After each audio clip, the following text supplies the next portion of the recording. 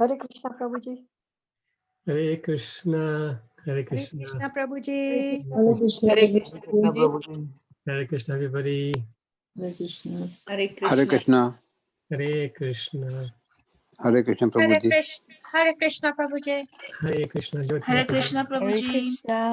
Hare Krishna Prabhuji. Hare Krishna, everybody. There's so many names here. Hare Krishna, Sometimes Prabhu. I'm speaking Hare Krishna, so I'll just do general Hare Krishna to everybody. I can see so many lovely names here. All the regulars are here. Vishali Mataji, Vishalini Mataji, he is here. Nisha Mataji, Palika Mataji, Santosh Mataji. We've got Hare Krishna, I don't know who that is. Shabani Mataji, Girish Prabhu, Kusum Mataji, Divya Gaurangi Mataji, Joli Mataji, Seema Mataji, Labanga Mataji, Bharat Bhai, Ilaben, Krishna, Prabhuji. Mataji, Jyoti. Hare Krishna. Hare Krishna. Everybody with Hare that. Krishna. Hare Krishna. Then I got Hare KP, Krishna, Prabhuji. Bharat Hare Bhai, Shikra Mataji, Hare Krishna Prabhuji. Mataji, Priti Mataji, Geeta Mataji, yeah, Yashvini Mataji. So far, so many of them. Great. Okay, so we'll make a start. We have, I guess, Santosh Mataji is doing Sanskrit today, and Balaram Prabhu is doing English. Is Balaram Prabhu here? Santosh Prabhuji, Prabhuji. Hare Krishna, Prabhuji. Santosh Das Prabhuji. Oh, I'm so sorry. Santosh Prabhu. It's okay. Hare Krishna, Prabhu. Yes, I'm Please, here. please accept my No, don't. Prabhuji, Balram Prabhuji. Is Balaram Prabhu not there? I can't see by the name here. Balaram Prabhu.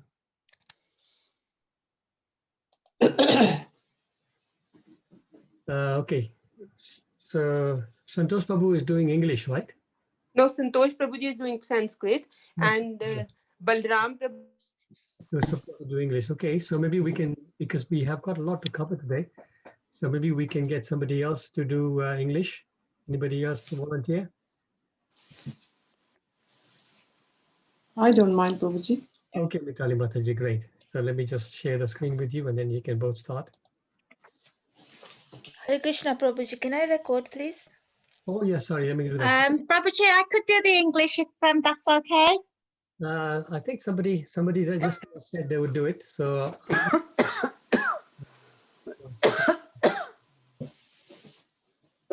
Should I start, I'm Prabhu? not sure if you could just hear me. 1 second. I'm going to just allow the recording and then you can start. Just give me 1 second. Sure, Prabhu. Okay, I'm going to go back here. I'm going to find Jyoti Mataji. Yeah, Jyoti Mataji.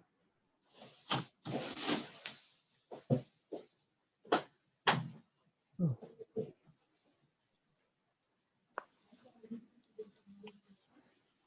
Okay, you should be able to record now, Jyoti Mataji. Yes, thank you, Prabhuji. Thank you.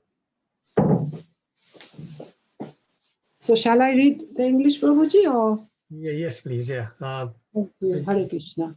Thank you, Prabhuji. Jyoti Mataji was the first one to ask, so you can go Sorry, ahead. Kusum. Prabhuji, sorry, Kusum Mataji is supposed to read instead of Mitali Mataji.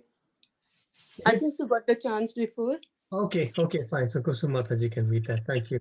Sorry, Prabhuji. Yeah, thank you. Okay, that's okay. You can see the screen now. You can see that the shlokas. Hare Krishna. Yes, I'm there. I can. Okay, so go for it. Thank you. Thank you so much. So, chapter 13, Kshetragna Yoga.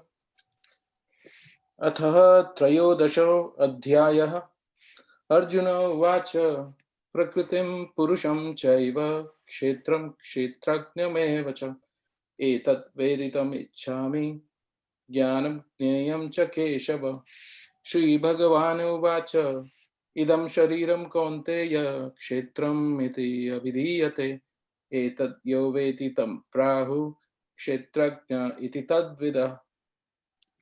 Arjuna said, "O my dear Krishna, I wish to know about Prakriti, nature, Purusha, the enjoyer, and the field and the knower of the field, and of knowledge and the object of knowledge." The Supreme Personality of Godhead said, "This body, O son of Kunti, is called the field, and one who knows this body is called the knower of the field." क्षेत्रज्ञं चापि मां विद्धि सर्वक्षेत्रेषु भारत क्षेत्रक्षेत्रज्ञयोः ज्ञानं यत् ज्ञानं मतं मम. O Sion of Bharata, you should understand that I am also the knower in all bodies, and to understand this body and its knower is called knowledge. That is my opinion. तत् क्षेत्रं यच्छ यादृक् च यद्विकारी यतश्च यत् स च यो यत्प्रभावश्च तत्समासेन मे शृणु. Now please hear my brief description of this field of activity and how it is constituted, what its changes are, whence it's produced, who the knower of the field of activities is, and what his influences are. ऋषिभिर्बहुधा गीतं छन्दोभिर्विविधैः पृथक् ब्रह्मसूत्रपदैश्चैव हेतुं मदिर्विनिश्चितैः. That knowledge of the field of activities and of the knower of activities is described by various sages in various Vedic writings. It is specially presented in Vedanta Sutra with all reasoning as to cause and effect. महाभूतानि अहङ्कारो बुद्धिरव्यक्तमेव च इन्द्रियाणि दशैकं च पञ्चचेन्द्रियगोचर इच्छा द्वेष सुखम दुःखम संघातश्चेतनाधृति एतत् क्षेत्रं समासेन सविकारम् उदाहृतम्. The five great elements, false ego, intelligence, the unmanifested, the 10 senses, and the mind, the 5 sense objects, desire, hatred, happiness, distress, the aggregate, the life symptoms, and convictions, all these are considered, in summary, to be the field of activities and its interactions.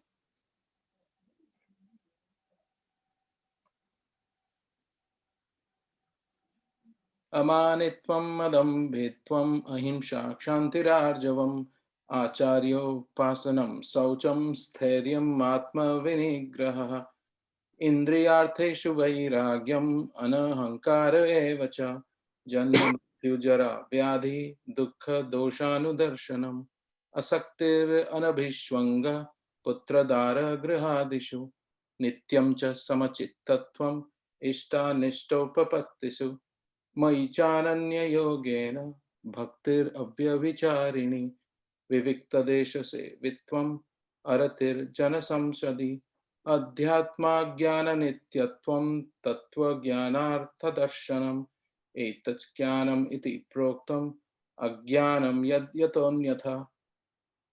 Humility, pridelessness, non-violence, tolerance, simplicity, approaching a bona fide spiritual master, cleanliness, steadiness, self-control, renunciation of the objects of sense gratification, absence of false ego, the perception of the evil of birth, death, old age, and disease, detachment, freedom from entanglement with children, wife, home, and the rest, even-mindedness amid pleasant and unpleasant events, constant and unalloyed devotion to me, aspiring to live in a solitary place, detachment from the general mass of people, accepting the importance of self-realization, and philosophical search for the absolute truth, all these I declare to be knowledge, and besides these, whatever there may be is ignorance. ज्ञेयं यत् प्रवक्ष्यामि यज् ज्ञात्वामृतमश्नुते. Sorry, I'll read that again. I'm not satisfied with it. ज्ञेयं यत् प्रवक्ष्यामि यज् ज्ञात्वामृतमश्नुते अनादिमत् परं ब्रह्म न सत्तन्नाशदुच्यते.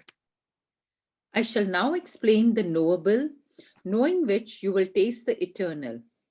Brahman, the spirit, beginningless and subordinate to me, lies beyond the cause and effect of this material world. सर्वतः पाणिपादं तत् सर्वतो क्षिशिरो मुखं सर्वतः श्रुतिमल्लोके सर्वम् आवृत्य तिष्ठति. Everywhere are his hands and legs, his eyes, heads, and faces, and he has ears everywhere. In this way, the Supersoul exists, pervading everything. सर्वेन्द्रिय गुणाभासं सर्वेन्द्रिय विवर्जितम् असक्तं सर्वभृच्छैव निर्गुणं गुणभोक्तृ च. The Supersoul is the original source of all senses, yet he is without senses. He is unattached, although he is the maintainer of all living beings. He transcends the modes of nature, and at the same time, he is the master of all the modes of material nature. बहिरन्तश्च भूतानाम् अचरं चरमेव च सूक्ष्मत्वात् तद् अविज्ञेयं दूरास्थं चान्तिके च तत्. The supreme truth exists outside and inside of all living beings, the moving and the non-moving. Because he is subtle, he is beyond the power of the material senses to see or to know. Although far, far away, he is also near to all. अविभक्तं च भूतेषु विभक्तमिव च स्थितं भूतभर्तृ च तज्ज्ञेयं ग्रसिष्णु प्रभविष्णु च. Although the Supersoul appears to be divided among all beings, he is never divided. He is situated as one. Although he is the maintainer of every living entity, it is to be understood that he devours and develops all.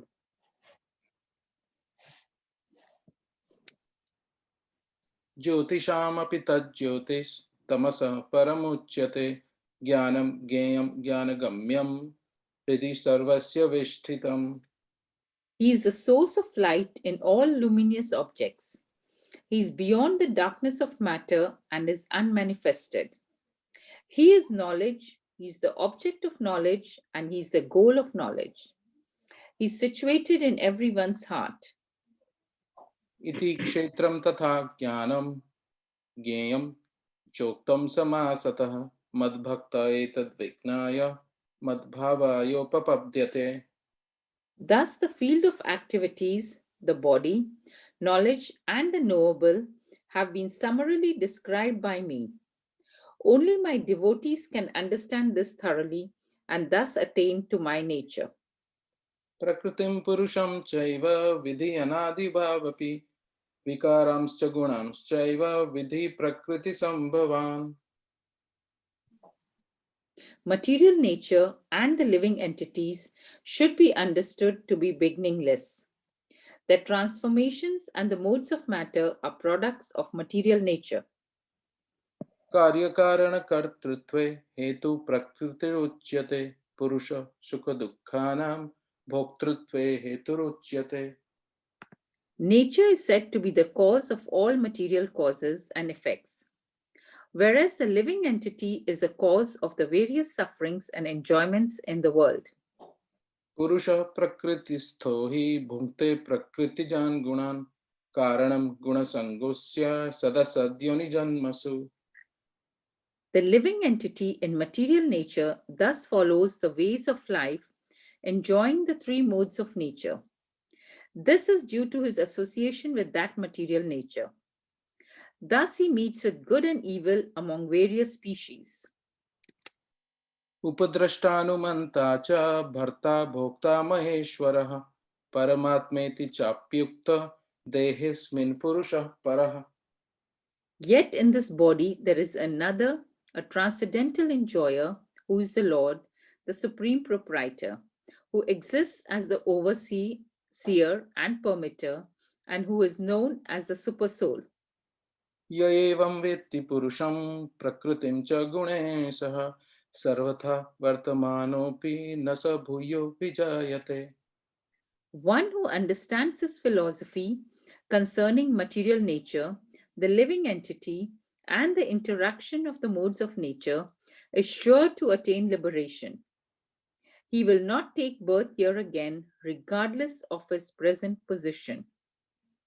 ध्यानेनात्मनि पश्यन्ति केचिदात्मनाम् आत्मना अन्ये सांख्येन योगेन कर्म योगेन चापरे. Some perceive the Supersoul within themselves through meditation, others through the cultivation of knowledge, and still others through working without fruitive desires. अन्ये त्वेवमजानन्तः श्रुत्वान्येभ्य उपासते तेऽपि चातितरन्त्येव मृत्युं श्रुतिपरायणः. Again, there are those who, although not conversant in spiritual knowledge, begin to worship the Supreme Person upon hearing about him from others. Because of their tendency to hear from authorities, they also transcend the path of birth and death. यावत् संजायते किंचित् सत्त्वं स्थावरजंगमं क्षेत्रज्ञ संयोगात् तद्विद्धि भरतर्षभ. O chief of the Bharatas, know that whatever you see in existence, both the moving and the non-moving, is only a combination of the field of activities and the knower of the field. समं सर्वेषु भूतेषु तिष्ठन्तं परमेश्वरं विनश्यन्तं यः पश्यति स पश्यति. One who sees the super soul accompanying the individual soul in all bodies, and who understands that neither the soul nor the super soul within the destructible body is ever destroyed, actually sees. समं पश्यन्निः सर्वत्र समवस्थितम् ईश्वरं न हिनस्ति आत्मनात्मानं ततो याति परां गतिम्. One who sees the super soul equally present everywhere in every living being does not degrade himself by his mind. Thus he approaches the transcendental destination. प्रकृतैव च कर्माणि क्रियमाणानि सर्वशः यः पश्यति तथात्मानम् अकर्तारं स पश्यति. One who can see that all activities are performed by the body, which is created of material nature, and sees that the self does nothing, actually sees. यदा भूता पृथक् भावम् एकस्थम् अनुपश्यति तत एव च विस्तारं ब्रह्म सम्पद्यते तदा. When a sensible man ceases to see different identities due to different material bodies, and he sees how beings are expanded everywhere, he attains to be Brahman conception. अनादित्वा निर्गुणात्वात् परामत्यामम् अव्ययः शरीरस्थोऽपि कौन्तेय न करोति न लिप्यते. Those with the vision of eternity can see that the imperishable soul is transcendental, eternal, and beyond the modes of nature. Despite contact with the material body, O Arjuna, the soul neither does anything nor is entangled. यथा सर्वगतं सौक्ष्म्यात् आकाशं नोपलिप्यते सर्वत्र वश्यतो देहे तथात्मा नोपलिप्यते. The sky, due to its subtle nature, does not mix with anything, although it is all-pervading. Similarly, the soul situated in Brahman vision does not mix with the body, though situated in that body. यथा प्रकाशयत्येकः कृत्स्नं लोकमिवं रवि क्षेत्रं क्षेत्री तथा कृत्स्नं प्रकाशयति Bharat. O son of Bharata, as the sun illuminates all this universe, so does the living entity, one within the body, illuminates the entire body by consciousness. क्षेत्र क्षेत्रज्ञयोर एवं अंतरम ज्ञान चक्षुषा भूता प्रकृति मोक्षम च ये विदुर्यान्ति ते परम. Those who see Sorry. Those who see with eyes of knowledge the difference between the body and the knower of the body, and can also understand the process of liberation from bondage in material nature, attain to the supreme goal. ओम तत्सदिति श्रीमद् भगवद गीतासु उपनिषत्सु ब्रह्म विद्यायां योगशास्त्रे श्री कृष्ण अर्जुन संवादे क्षेत्र क्षेत्रज्ञ योग नाम त्रयोदश अध्यायः. Hari Bol. Thank you so Hare much. Krishna. Thank you so Thank much you. for giving me an opportunity. Thank you, Kusumataji. The English recitation was very eloquent, very, very clearly spoken. Thank you so much.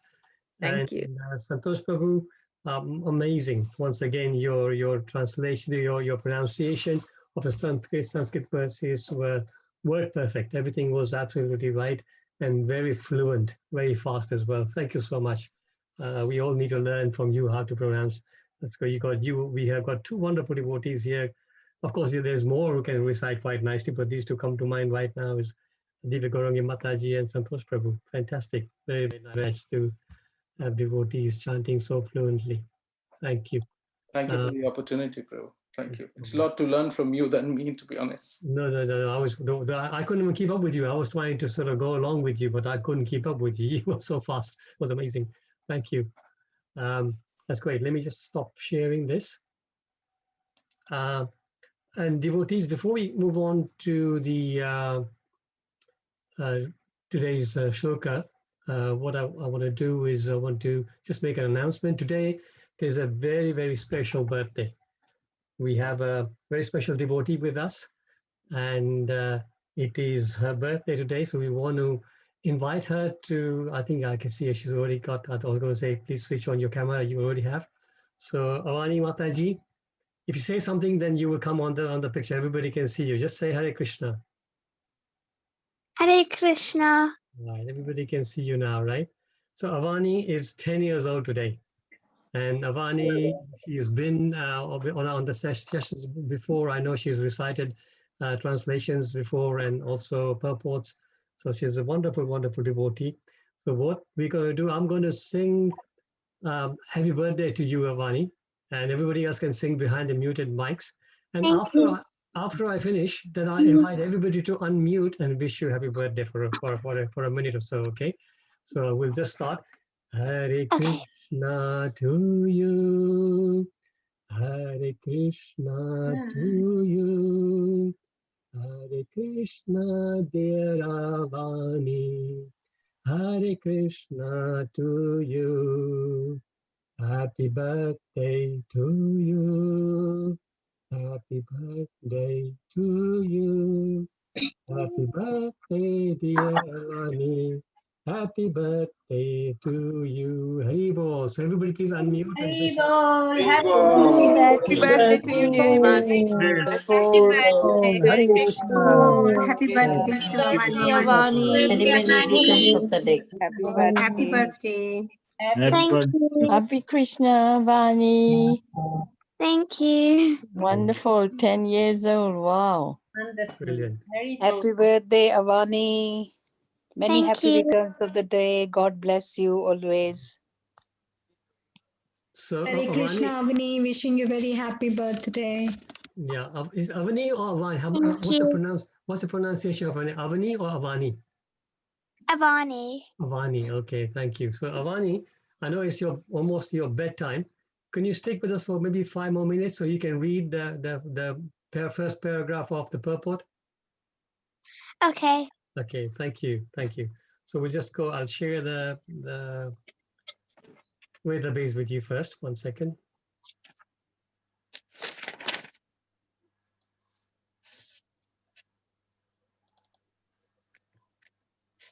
Great. So what I'm going to do is I'm going to read just quickly the translation for the verses today, as we can continue as we did on Tuesday.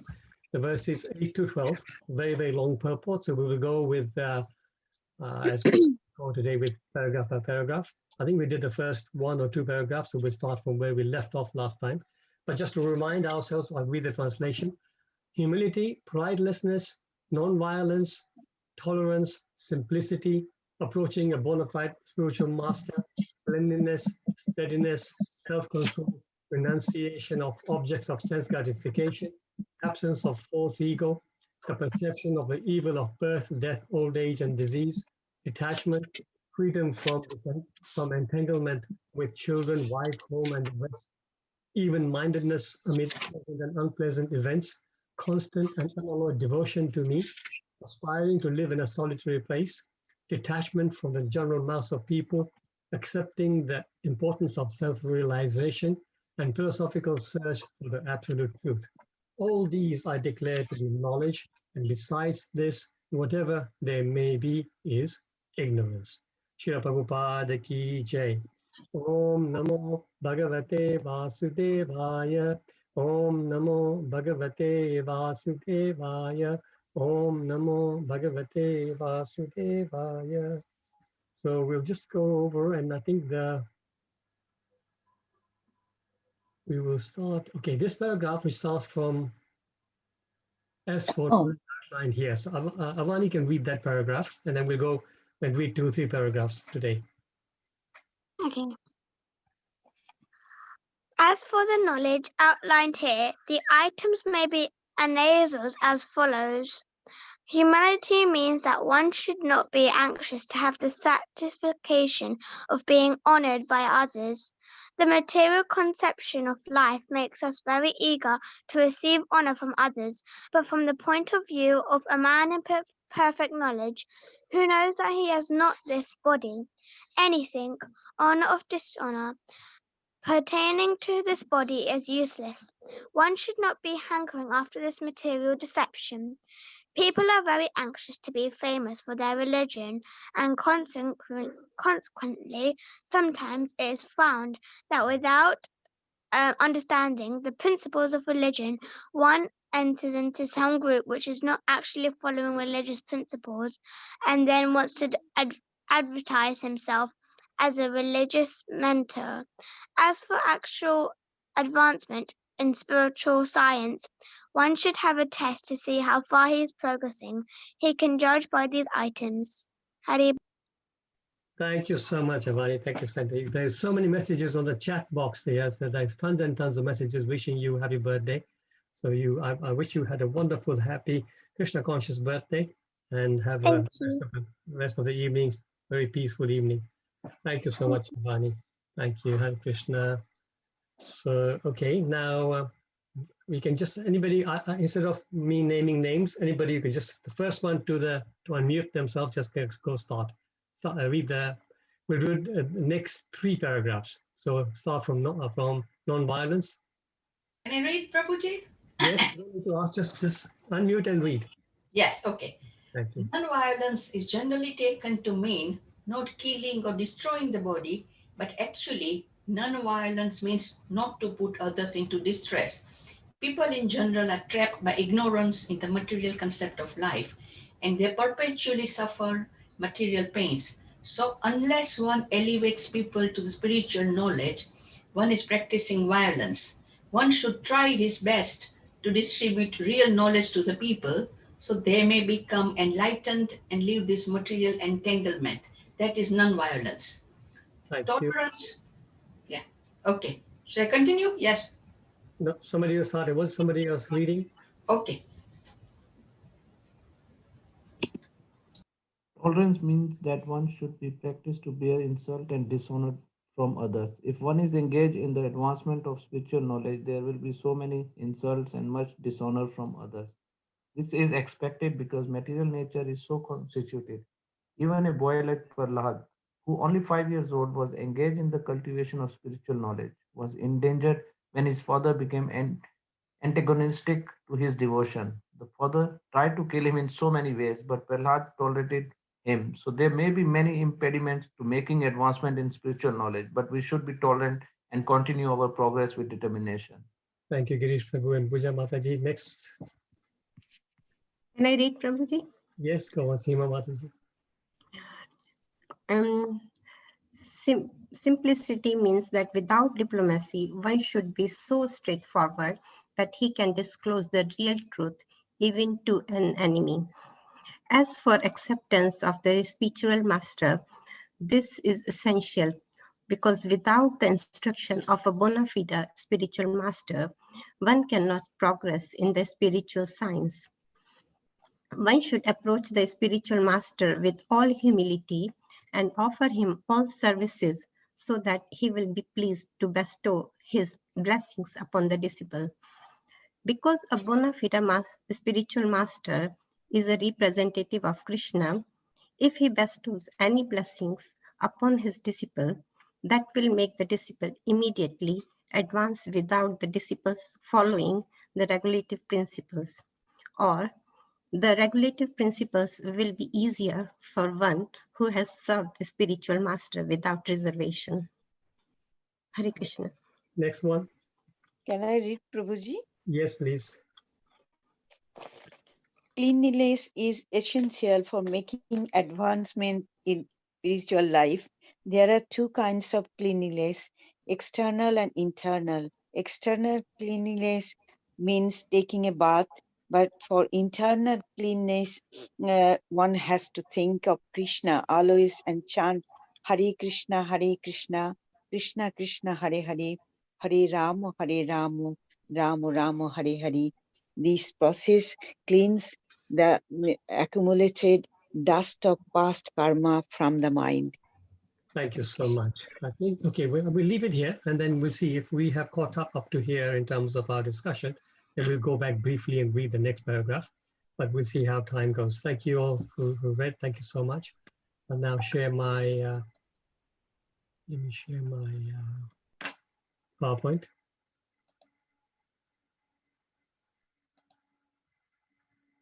Okay.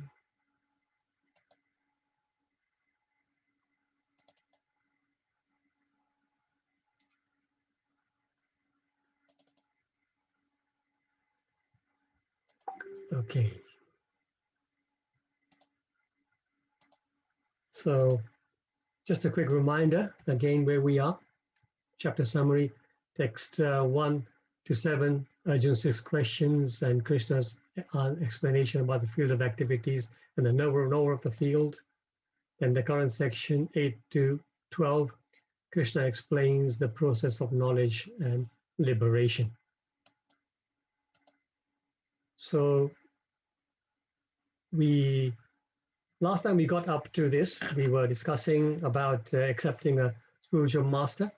We also spoke about the fact that transcendental life begins once when one accepts the bona fide spiritual master. We went through the qualities of spiritual master. We won't go through them again, but I'll just remind everybody what we were speaking about. And then the final statement that Prabhupada made was the Supreme Personality of Godhead Krishna clearly states here that this process of knowledge is the actual path. Anything speculated beyond this is nonsense. So going on the theme of the spiritual master, the qualities of a sadhu, a spiritual master is always a sadhu. A beautiful verse in the 3rd canto, 25th chapter. This is Lord Kapila giving instructions to his mother Devahuti, and he speaks about his wonderful qualities of a spiritual master or a sadhu. Titikshava karunika surita sarva dehinam ajata shatrava shanta sadhava sadhu bhushana. So these are the symptoms. Again, we were looking at the symptoms of a spiritual master. So a sadhu, symptoms of sadhu are that he is tolerant, merciful, and friendly to all living entities. He has no enemies. He is peaceful. He abides by the scriptures, and all his characteristics are sublime. So a sadhu is perfect in his behavior, all this. He's got all these wonderful qualities. So when we are searching for a spiritual master, these are the kind of qualities we are looking for. Then it is explained by Chaitanya Mahaprabhu instructing Rupa Goswami in the Chaitanya Charitamrita how fortunate we are to meet such a spiritual master, because the world is full of a lot of cheaters. So if you're very fortunate, then we will meet a spiritual master. Brahmanda Brahmite Kona Bhagyavana Jiva Guru Krishna Prasade Paya Bhakti Lata Bija. Very famous verse. I repeat it quite often in my classes. According to their karma, all living entities are wandering throughout the entire universe. Some of them are being elevated to the upper planetary systems, and some are going down into the lower planetary systems. Out of many millions of wandering living entities, one who is very fortunate gets an opportunity to associate with a bona fide spiritual master by the grace of Krishna. By the mercy of both Krishna and the spiritual master, such a person receives a seed of the creeper of devotional service.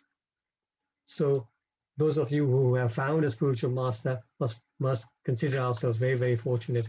Those of us who come to this path even must consider themselves very, very fortunate, because if you stick to this path, you will eventually meet your spiritual master just by following the principles, by chanting, etc., etc. When we make the desire from within our heart, when we make the sincere desire to want a spiritual master, then Krishna arranges that meeting. It doesn't happen artificially. It happens by the arrangement of the Lord.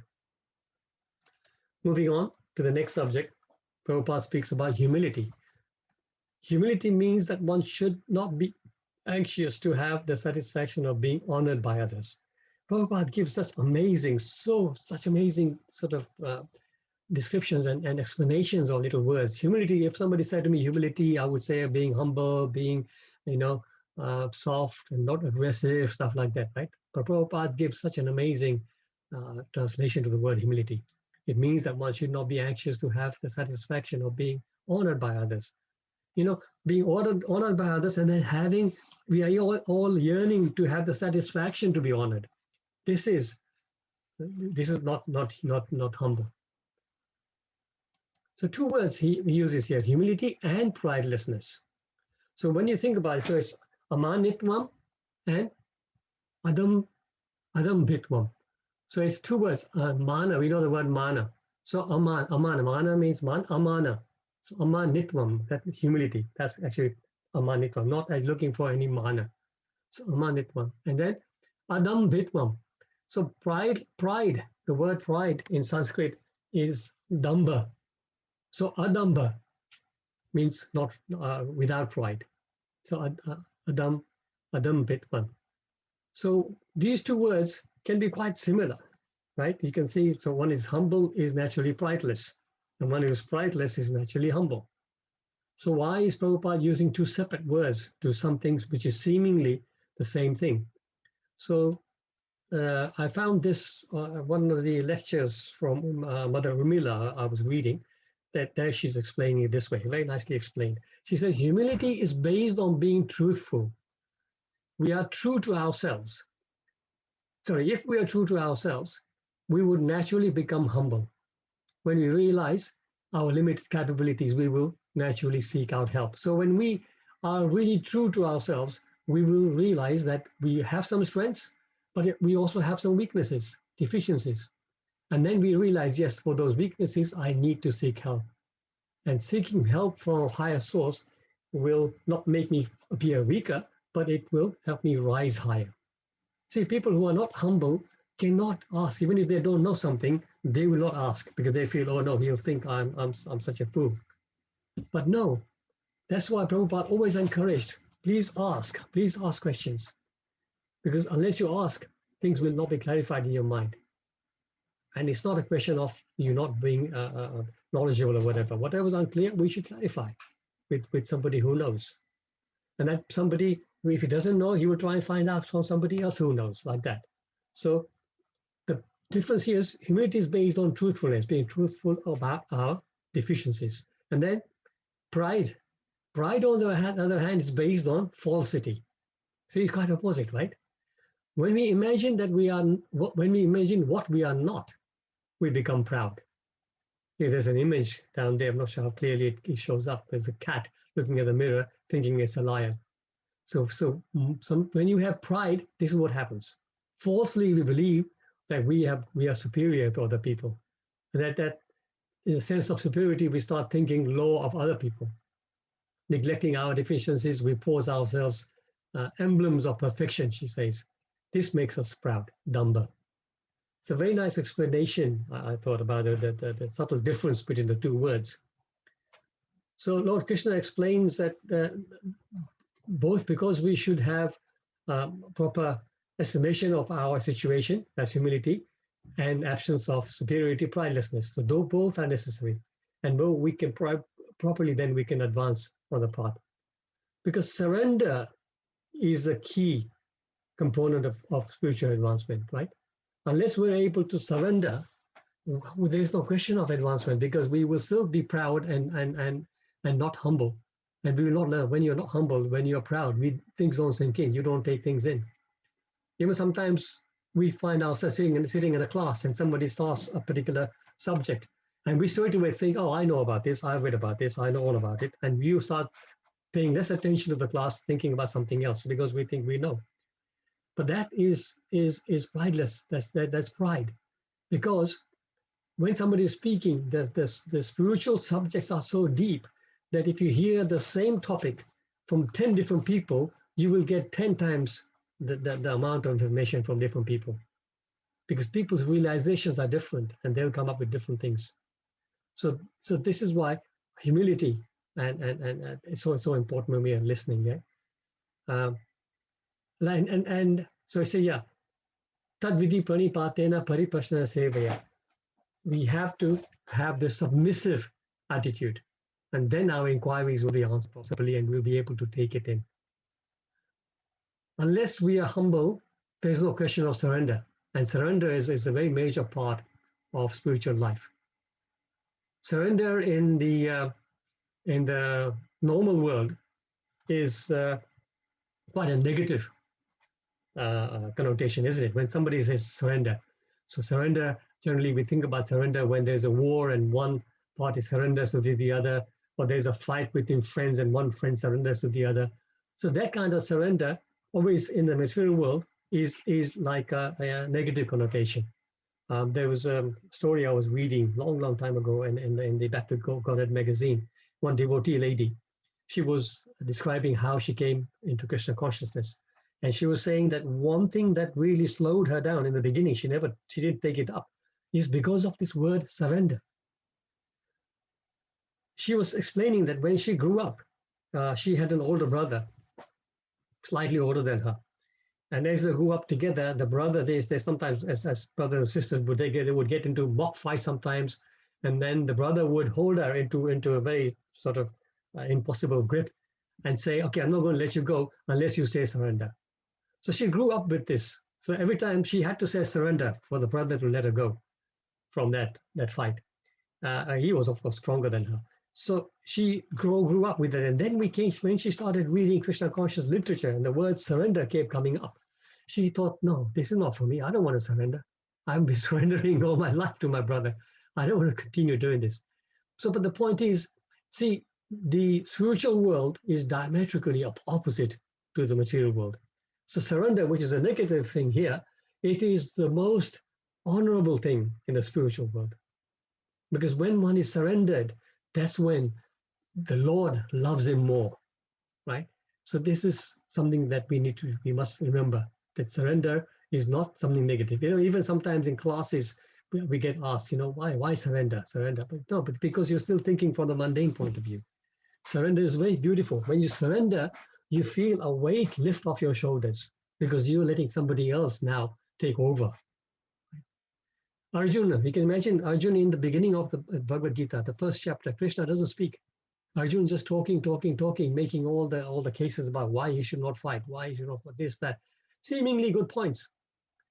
And then Krishna starts to speak in the second chapter, in the beginning, calling him that, you know, you're speaking like a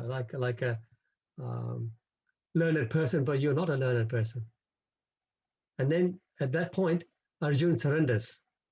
Karpanya dosha pahata svabhava prichhami tvam dharma samuda cheta yasheyasha nishchitam bruhitan me shishyasteham sadhimam tvam papannam. Shishyasteham sadhimam tvam papannam. I am now surrendered to you. Please accept me as your disciple and tell me what to do. And at that stage, the weight, all the things that he was carrying in his heart, it fell away, because then he said, now I'll let Krishna make the decision for me. And this is what we need to do.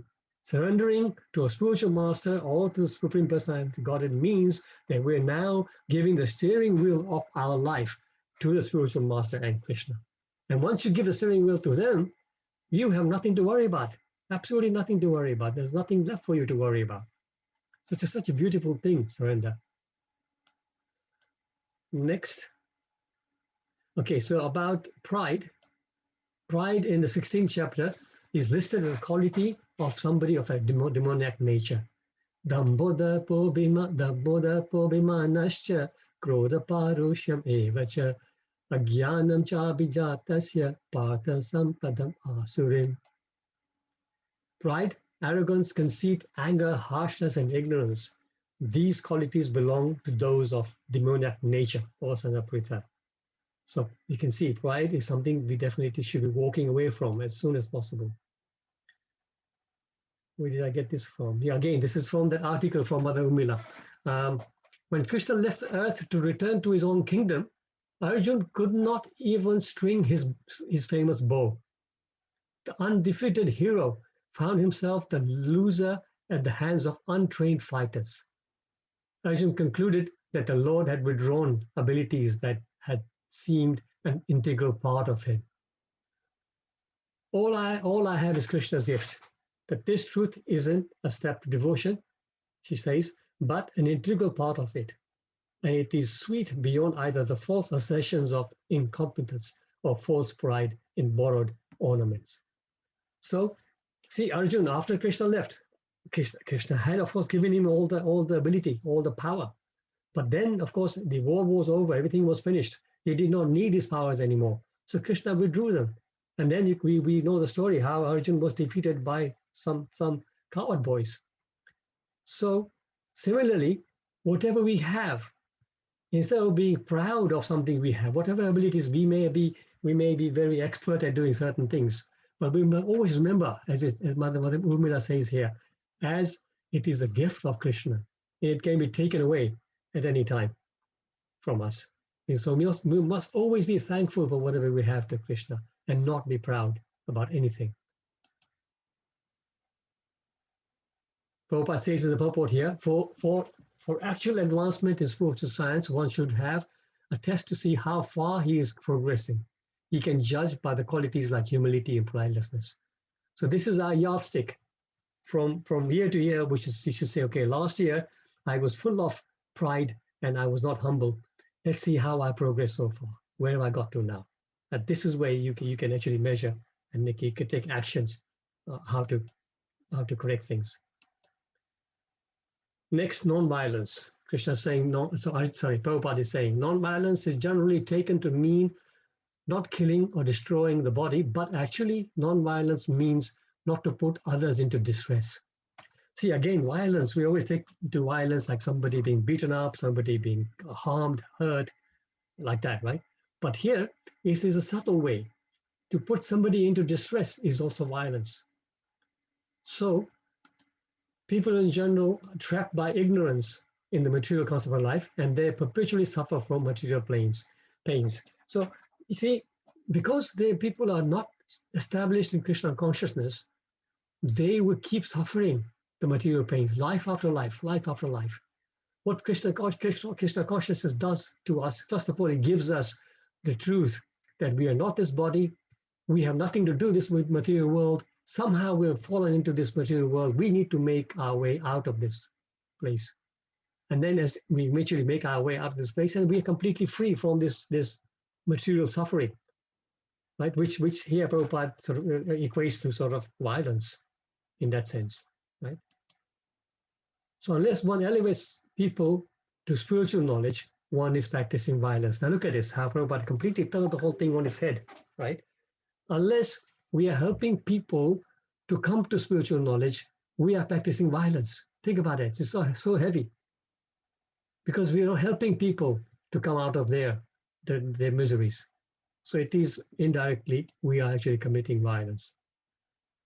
One should try his best to distribute real knowledge to the people so that they may become enlightened and leave this material entanglement. So that brings us to our most important duty. As a Krishna conscious person, Prabhupada says that everybody's duty is to give this knowledge to as many people as possible.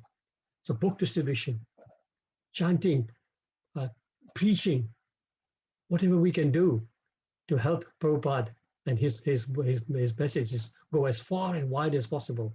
We should just do as much as possible. So in case in the end I don't have time to discuss about it, please do once again be reminded about Live to Give campaign. Find a way to get involved and try and find 10, between now and Christmas, find 10 friends or family members who can actually either sponsor or take Bhagavad Gitas. So that's very, very important thing for us to do over the next few weeks. So the idea here is by giving them this knowledge, we allow the souls, the innocent souls, to be permanent free from violence, and they get peace from the pangs of material miseries. Talking about peace, anybody know the peace formula verse? Bhoktaram Yagna Tapasam. Yes, Rasudeva Mata, it's so clever. Thank you. 29. Bhoktaram Yakatapasham Sarvaloka Maheshwaram Suhridam Sarvabhutanam Gyatnamam Santim Ruchati. A person in full consciousness of me, knowing me to be the ultimate beneficiary of all sacrifices and austerities, the supreme lord of all planets and demigods, and the benefactor and well-wisher of living entities, attains peace from the pangs of material miseries. Prabhupada calls this verse the peace formula. So just connecting with the non-violence things. If we get people to come to this consciousness of knowing who Krishna is, knowing that he is our beneficiary, knowing that he is the enjoyer of our sacrifices and austerities, this understanding will help us develop humility and get closer to Krishna. Prabhupada speaks about tolerance. So tolerance, Prabhupada says, means that one should be practiced to bear insult and dishonor from others. Again, very unique description. To be practiced to bear insult and dishonor from others. Prabhupada speaks about Prahlad's father trying to tolerate him just because he was trying to become a devotee, or he was a devotee. He was trying to tolerate him, and he did so many different things to him, but Prahlad Maharaj just tolerated. He was just torturing him, rather, not tolerate, torturing him. And Prahlad Maharaj was a perfect example of tolerance. He just relied on Krishna. Whatever they were doing, he said, well, Krishna is there, he will look after me. And as we know, Krishna did look after him. Famous verse about tolerance, 2nd chapter. Anybody? Matra Sparshas Kunti. Yes, very good. Thank you so much again. Matra Sparshas Kunteya Sitoshas Gutukada Agamapayo Nityas Tam Stitiks of Bharata. O son of Kunti, the non-permanent appearance of happiness and distress and their disappearance in due course are like the appearance and disappearance of winter and summer seasons. They arise from sense perception or sign of birth, and one must learn to tolerate them without being disturbed. Matra Sparshas. The key word here is non-permanent. Just as happiness comes and goes, distress will also come and go. So just bide the time and be peaceful. There's a story that I got reminded about the story of the saintly person and a scorpion. I'm sure a lot of you have heard about it. The saintly person is taking a bath in a lake, and a scorpion, you can see the scorpion struggling. And apparently a scorpion cannot survive in water for too long. He sometimes gets into water, but he needs to get out soon, like us. They're not amphibians, so they're not water animals. So water creatures. So the scorpion was struggling. So the sadhu picks the scorpion up like this with the two hands. And of course, immediately the scorpion bites him. So with just a reflex action, he drops him back into the water. He again goes to pick him up to try and save him from the misery. Again, the scorpion bites him. Again, he drops him. 3, 4, 5 times he does this. Each time he's been bitten badly and he's dropping it.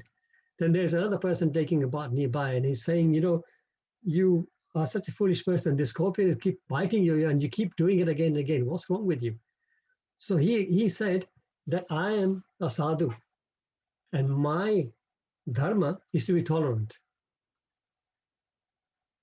I have to be tolerant. That's my dharma. But the scorpion, of course, his dharma is to be vicious. A scorpion by nature is vicious. So he will bite me. But just because he's biting me, I cannot give up my dharma. So I must try and save him by all means.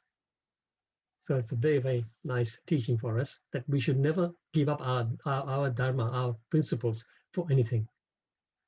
It's 39. I wanted to cover a lot more, but we've again hit 8:40. So we'll stop here. Jivanam Prabhu will continue with this tomorrow.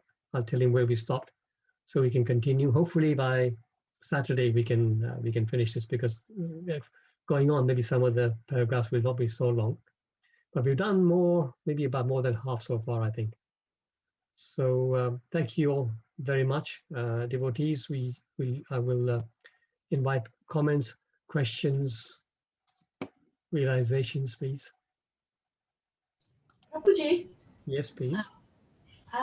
can we surrender? Can we still surrender while we are all in this material world, surrounded by material possessions and families, etc.? Yes, nice question, Puja Mataji. The situation is this: a surrender is a process which actually can happen overnight. It can happen to some very rare souls. It can actually happen overnight, but generally it doesn't. Generally, it's a slow process. So we will begin gradually. We'll get more and more surrendered. So as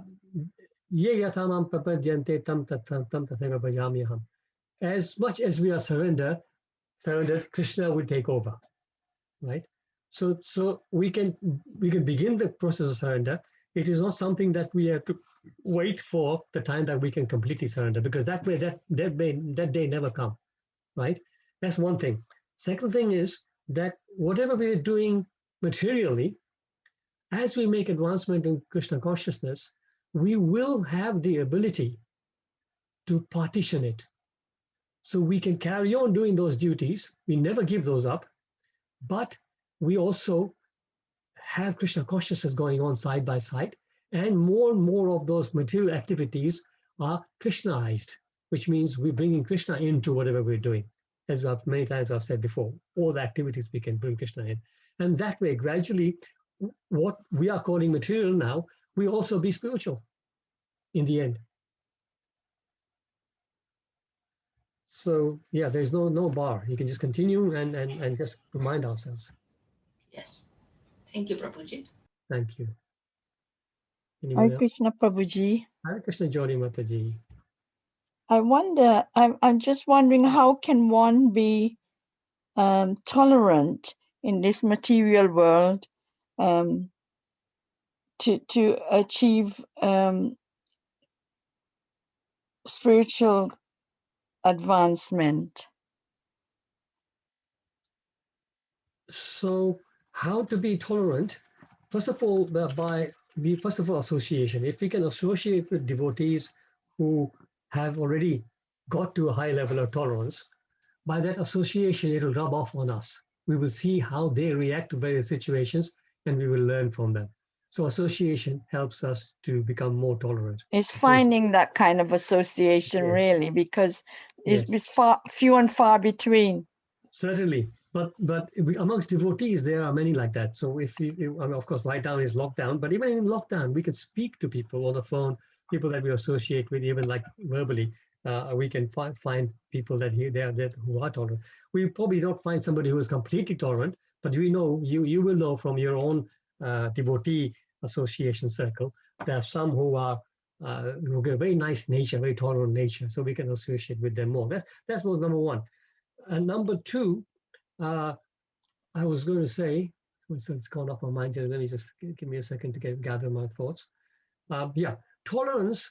Also, as we learn more and more about Krishna, about Shastra, we'll also learn that whatever is happening to us, it's to do with our karma, and is something. Somebody actually once said that whatever happens to us, it is exactly the perfect thing for us for that particular time. Okay. So at that particular time, you may think this is a terrible thing that's happened to me, but believe you me, that is the most perfect thing for you to happen for that time. It is either teaching you a lesson by something that is negative in your life, or it is washing off your karma. You're just working out your karmas, whichever way. So that's number one. So when you have that kind of realization that, look, it's happened to me. See, intolerance. I give you an example. My son is an adult now, so of course he doesn't listen to everything I say. Yeah, and he shouldn't. He's 29 years old, so he can make his decisions. But sometimes, if I say something, he doesn't follow my instructions because he wants to do his own thing. Then I feel upset. But then I reason with myself that, listen, he's mature. Let him make his mistakes. He will learn by his mistakes, and I shouldn't take it so hard. I'll try. Of course, I give him advice. That's my duty as a father. But I must not get upset by his reaction. He may not. Don't expect anybody to do anything the way you want it. Let them carry on. So this way, you gradually learn that, and whatever, if it does go wrong and he is suffering because of that, that's also his karma, right? So eventually you can put everything down in perspective, in the spiritual perspective, and that will teach us tolerance. So in a way, you ignore it, but how are you actually being a good citizen and follow the scriptures and help in changing the world? Okay, two things here. Changing the world is making a difference, I should say. Yeah, okay. In our lives as well as others. And so we build on changing the world's behavior and attitude. That's very nice. If we can, of course, we teach by examples, and if we behave in a certain way, other people will see us, and this way we set examples and people can hopefully follow. So this is one way. But in a way, tolerance also is an internal thing as well.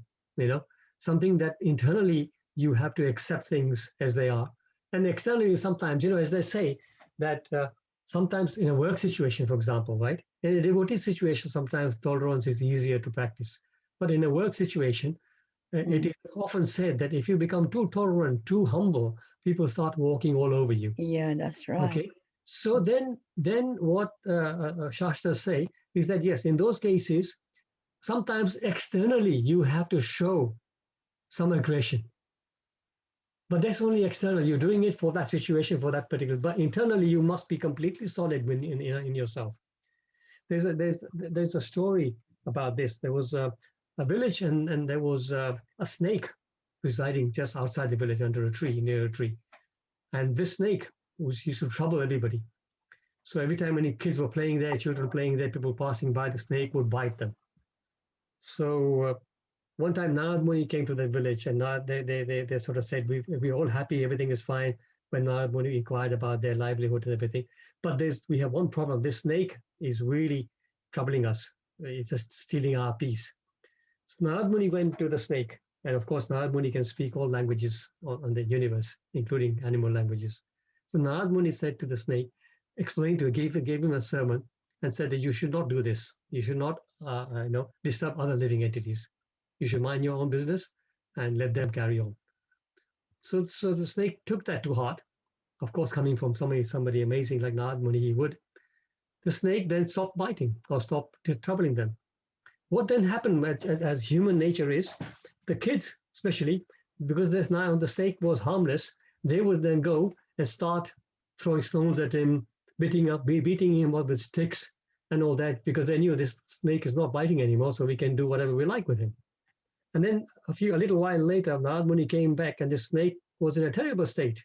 He was bleeding, he was sort of wounded, and the snake said, Narad Muni said, what happened to you? So the snake says, you told me not to bite, I stopped biting, and now look at me. These people are taking advantage of that and walking all over me, beating me up, throwing stones at me and everything. So Narad Muni said to him, I asked you not to bite. I did not ask you not to hiss. So similarly, we may not bite, but we can hiss. So this way, we can show somebody where we need to, we can show that we are not going to take things just lying down. But at the same time, internally be completely peaceful and non-violent and tolerant. Make sense?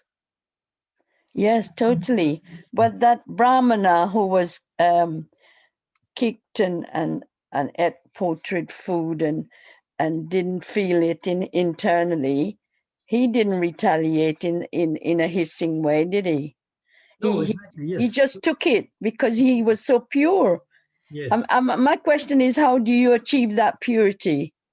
Again, it's a process. As we all have to, not you, as we all make progress, we have to believe. I'm not there, of course. I'm saying all this because I'm reading, Mataji. I'm not. I'm probably below a lot of you people, but what I do believe is that this process works. This process works because I can see other people have made a success of this process. This process works because my Guru Maharaj kept saying to me, this process works. Stick to this process works.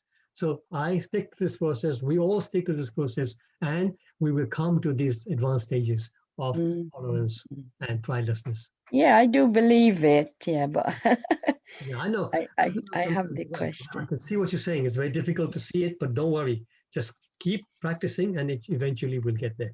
Hare Krishna, thank you so much for explaining like that. Thank you. Thank you. Hare Krishna, there is a word in the material world nowadays. It's like zero tolerance. Like anybody does anything, it's zero tolerance. So it's just the opposite of what the scriptures are saying to us, to be tolerant. Rupa Mother, thank you. Yeah, we don't want zero tolerance. We want 100% tolerance. Yeah. But we sometimes show zero tolerance artificially just to keep people at bay. So I'm just looking to see if there's any questions here. Hare Krishna, Mukunda, Hare Prabhu. Malika Mataji, Hare Krishna. Hare Krishna. I just thought, it's not that we are in a very high level all the time. And some days we are kind of depending on how spiritually we are advancing. It's not that we are in a perfect position. We will be disturbed by the material nature, of course. But I think just, at that time, Krishna, I don't understand anything. I hand over to you. I think even if it's second, we can do that.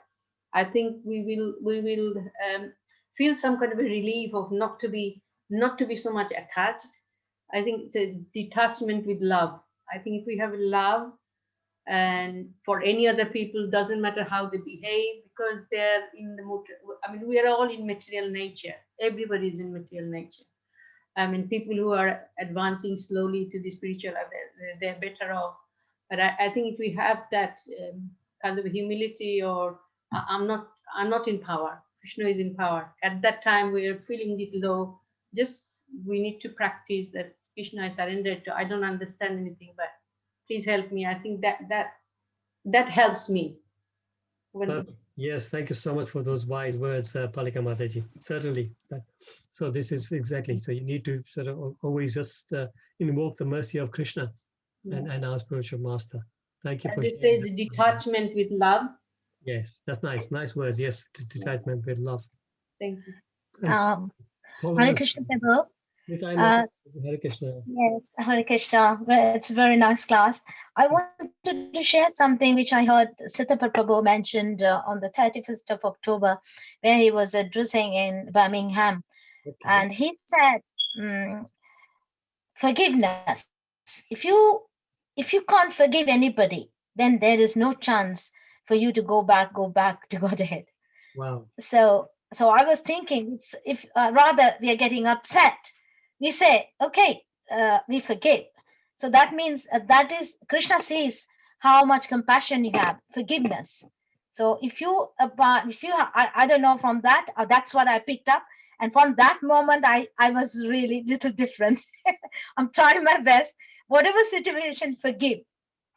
Go on practicing that, and then you will come there. So I thought this is going with this class. So that's what I thought I was sharing. Thank you so much for sharing that, Nitai Mataji. That's very, very nice. Siddhartha Prabhu speaks so many wise words. Amazing. Yes, that's right. Such a wise head on his shoulder. Thank you so much. But yes. So in that sense, it's the forgiveness is the other side of the coin, of the same coin of tolerance, isn't it? Because as you forgive, you'll be able to tolerate. So that's a very nice way to put it. Thank you.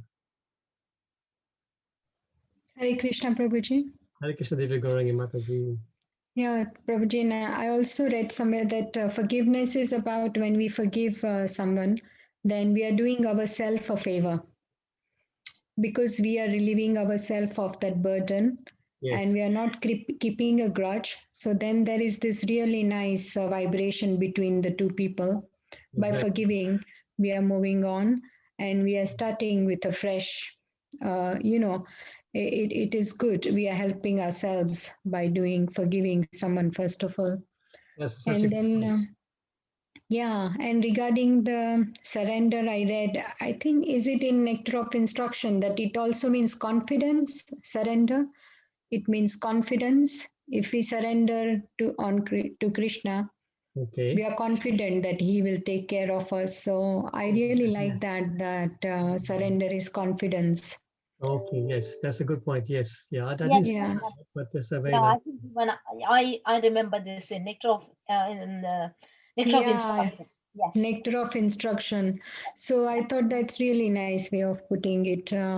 That yeah, surrendering means we are confident that we are not going to be worried anymore Yeah. because we've just surrendered and he takes over all our concern, our worries.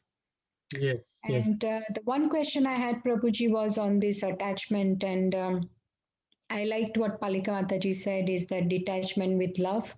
That's such a nice concept. But when it comes to our own parents, our very dear ones, like we are in this world and Maya Devi is there, quite working on all of us. So attachment is there, especially when we are born. The first person we know is our father, mother. We are so attached to them, and then our immediate family, children, spouse. So death is certain, but many times we get this fear. Those whose parents are still there, that the time comes, then it's very difficult feeling, Prabhuji. So even though we read about Bhagavad Gita, Bhagavatam, and I don't know whether it will be possible to apply this at that time. It's such a deep grief, isn't it? To that person, we won't be there then with you at all. So, how to deal with that? So yeah, thank you for raising that. It's a very, very important subject. Uh, see, like you say, it's difficult when we preach it. It's easy to preach, easy to say, yes, this is what the Bhagavad Gita says, and this is what we're supposed to do. The soul is different from the body. The soul lives on. The body, it's nothing to do with the soul. All those wise words are nice to preach and everything, but when it happens to us, it is not easy to apply immediately. I say immediately because I give the example of Arjun. Arjun was not only Arjuna, a very learned person, he is a Nitya Siddha soul, right? Yet, when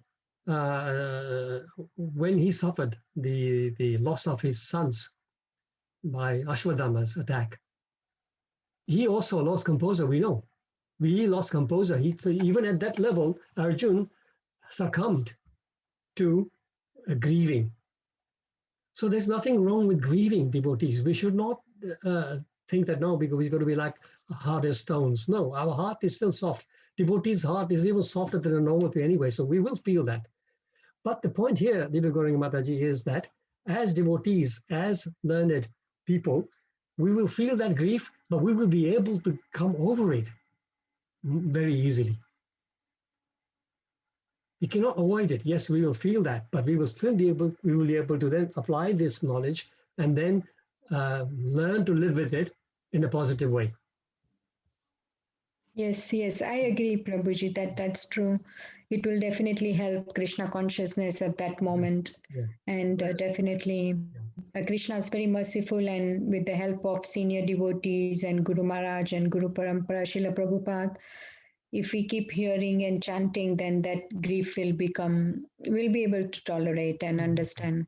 And the speed at which we will recover from that grief is because of our knowledge. I know I've got examples actually of my family members. Sometimes in fact, a friend who lost her husband, and she's still moping 4 or 5 years down the line. Whereas devotees, they go on with their life. They, of course, initially they mourn. There's nothing wrong with mourning. You have to get that process out of your system too, right? And you will, of course, miss that person forever. Somebody with whom you've spent like half your life, you will definitely miss that person. But you will be able to learn to live with it because of your Krishna consciousness. Yes, Prabhuji, and it's very important while our parents are with us. My question was mainly pointing towards my parents, and when they are alive, I think it matters a lot to spend time with them and share KC with them and do reading, and so yeah, because that's what we can do, that we can cherish later. That we sat down together and we read Srila Prabhupada books. So I'm trying to do that recently, and yeah, that's what we can do. Thank you so much, Devi Gauranga Mataji. We're coming up at 9 o'clock, but there's one just message on. I was. Prabhuji, I want to comment on that. I just wonder, isn't it a matter of experiencing these pain and loss because we're so attached to the person, and through that experience, because you are living it, you actually develop such a strength to manage and go on with your life. Yes, yes. So as I was saying, grieving and coming through that is part of our growing through that situation. We can't ignore it. If you block it away, you will suffer more. So you have to let the emotions go, but then eventually you will recover fast. That's right. Yeah, thank you. I just wanted to mention, I don't know the name of the devotee, KKHHRRHH. If you're still there, maybe you can just tell us what your name is. Anyway, he shared the third canto, text 21, Yadyat Acharate Shreshtas Tatadevetaro Jana verse. Whatever action is performed by a great man, common man will follow in footsteps. Whatever standards he sets by exemplary acts, all the world pursues. So he's saying, aspire to be like Srila Prabhupada, how tolerant and loving he was. So this is a very nice thing. Yes, Prabhupada was so tolerant. He tolerated all these hippies in the early days, right? And he that was the height of tolerance. And just talking about this very, very briefly, I'll just say one thing that you also may have also heard. One time, one devotee came complaining about some other devotee, saying the Prabhupada, this devotee is like this, he doesn't do this, he's messy, and this and that and everything. And he says, I can't tolerate him. So Prabhupada said to him, you have to tolerate him, just as I am tolerating you. So we all have to learn to tolerate each other, because we may think we are perfect, but to somebody else, we are causing them problems. So like that, tolerance is something that we need to learn. And like Prabhupada was the best example of that.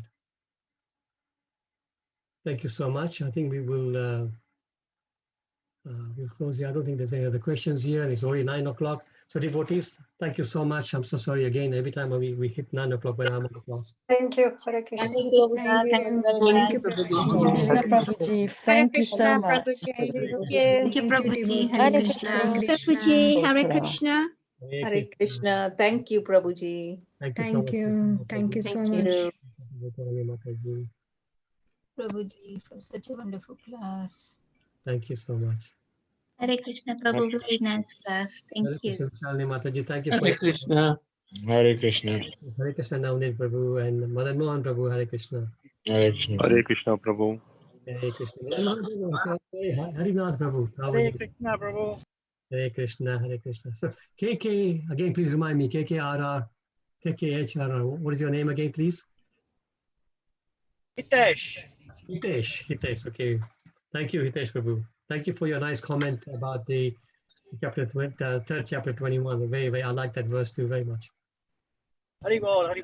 Hare Krishna. Thank you, Haribol. Jyoti Mataji, thank you once again for your wonderful service of recording and putting the classes on.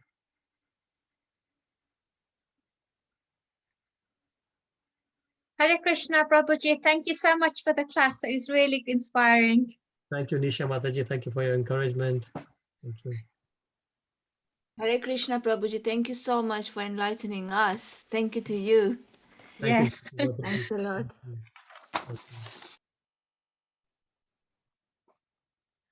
Okay, we'll call it a day. Thank you so much. Hare Krishna. Hare Krishna.